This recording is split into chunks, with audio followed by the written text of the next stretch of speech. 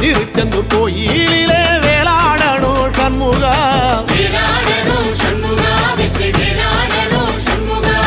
பிள்ளை ஆண்டான் பிள்ளை என வரம் கொடுக்கணும் சண்முகா,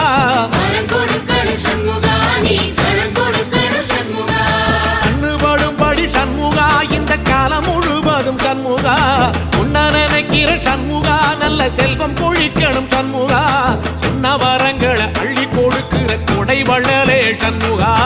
கோடி வணக்கம் சண்முகா, பல கோடி வணக்கம் சண்முகா.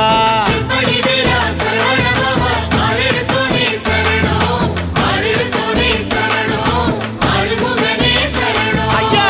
மருதமர சத்தியமாகும் அறுபடைய சண்முகா,